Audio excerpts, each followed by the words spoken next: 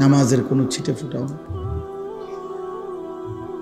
কতদিন হয় নামাজ পড়ো না জানো না? কি দেখছো এই পর্যন্ত? মোবাইল তোমাকে কি কি দিছে আব্বা? এই নারী নর্তকী, যে পৃথিবীর যত নারী দেখছো, ওই নর্তকীর কাছে কিচ্ছু নাই। ও তো যা ছিল দেখাই দিছে। ওই বেবিচারিণী নারী, ওই বেহায়া নর্তকী যে তোমার মোবাইলে তোমার ছবি দেখছো, ওর কাছে তো কিচ্ছু নাই। ও তো যা ছিল বিক্রি করে দিছে। ও তো তার শরীর যৌবন টাকার মূল্যে বিক্রি করে দিছে। ওর কাছে তো কিছু নাই। তুমি তো নারী দেখো না, ছবিও না, নারীর ছবির ছায়া। মোবাইলের স্ক্রিনে যেটা দেখা যায় সেটা নারী না, সেটা ছবিও না, নারীর ছবির ছায়া, নর্তকীর ছবির ছায়া। এটা ছবিও না, এটা ছায়া। ছায়া, এটা ছায়া ছবি কয়, এটা ছায়া। মানুষ ছায়ার পিছনে দৌড়ায় বুঝি জীবন শেষ করে দিল। নিজের শরীর নাপাক করে দিলা, হারাম বীর্যপাত করলা, অশ্লীলতার মধ্যে ভেসে গেলা, ধরলাও না, ছুইলাও না, ফাঁকে থেকে টাকাও শেষ, শরীরও শেষ, যৌবনও শেষ, চরিত্র শেষ, সমাজে ইজ্জতও শেষ। আমি এই এখনো বলে আসছি, আমি আমার কথা বলি ভাইয়া, আমি আমার সূরা ফাতিহার 4টা আয়াত পড়ছি, এটা তর্জমা বলেই শেষ করে দেব।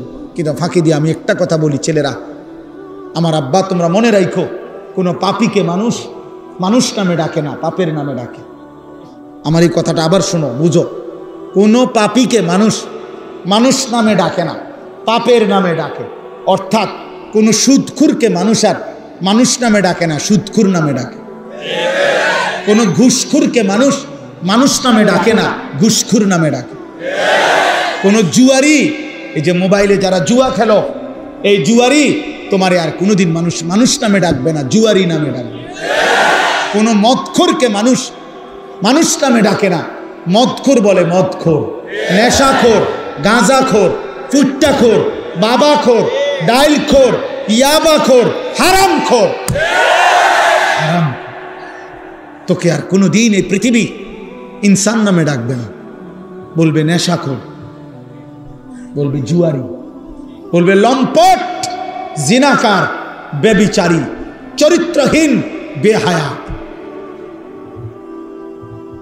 বেহায়া।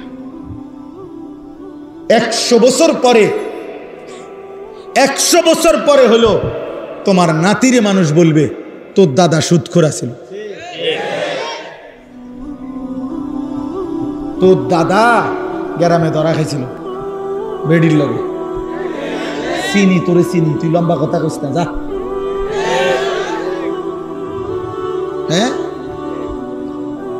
আগামী 100 বছর পরেও তুমি তোমার ফ্যামিলিকে কলঙ্কিত করে গেলে, বরবাদ করে গেলে। চরিত্রহীন বন্ধু, পৃথিবী তোমাকে ভালো নামে স্মরণ করবে না। পৃথিবী তোমাকে ভালো নামে স্মরণ করবে না, জগৎ তোমাকে ভালো নামে মনে করবে না, ভালো নামে মনে করবে না। ইমাম শাফিঈ রাহমাতুল্লাহ আলাইহি বলছে, নারীর সাথে হারাম যে কোনো সম্পর্ক, হারাম বিবাহ বহির্ভূত নারীর সাথে এই জিনা, তিনি বলছে এটা ঋণ, কর্জ, ঋণ, ঋণ। প্রিয় যুবক, মনে রেখো এটা ঋণ। তিনি বলছেন এটা হাওলাত, ঋণ। তুমি যেন ঋণ নিলা, অতএব তোমার ফ্যামিলির উনি বলছেন যে হে ইমানদার, মনে রেখো, তুমি যদি বিবাহ বহির্ভূত কোনো হারাম, জিনা কিংবা ব্যভিচার, হারাম কোনো নারীর সাথে সম্পর্ক করো, এই ঋণ তোমাকে তোমার পরিবারের কাউকে আপনজনকে দিয়ে শোধ দিতে হবে। আল্লাহর কসম, এটা ইমাম শাফিঈ বলছে। তুমি যদি তওবা না করো, আল্লাহ যদি মাফ না করে, তো ফ্যামিলির কাউকে দিয়ে এটা শোধ দিতে হবে। এই জন্য আল্লাহ নবী সাল্লাল্লাহু আলাইহি সাল্লাম, এক যুবক যখন নবীজির কাছে বলছিল, ইয়া রাসূলুল্লাহ ইযান লি বিজিনা, আমাকে ব্যভিচার, জিনার অনুমতি দেন। নবীজি তাকে 5টা প্রশ্ন করছিল। আফা তুহিব্বুহু লি উম্মিক, আফা তুহিব্বুহু লি ইবনাতিক, আফা তুহিব্বুহু লি উখতিক, আফাতুহিব্বুহু লিআম্মাতিক আফাতুহিব্বুহু লিখালাতিক। এই পাঁচটা নবী বলছিল, যুবক তুমি কি চাও তোমার মায়ের সাথে কেউ জিনা করুক? যুবক বলছে না। বলছে তোমার মেয়ের সাথে কেউ জিনা করুক? যুবক বলছে না। তোমার বোনের সাথে কেউ জিনা করুক? যুবক বলছে না। তোমার ফুফুর সাথে কেউ জিনা করুক? যুবক বলছে না। তোমার খালার সাথে কেউ জিনা করুক? যুবক বলছে না।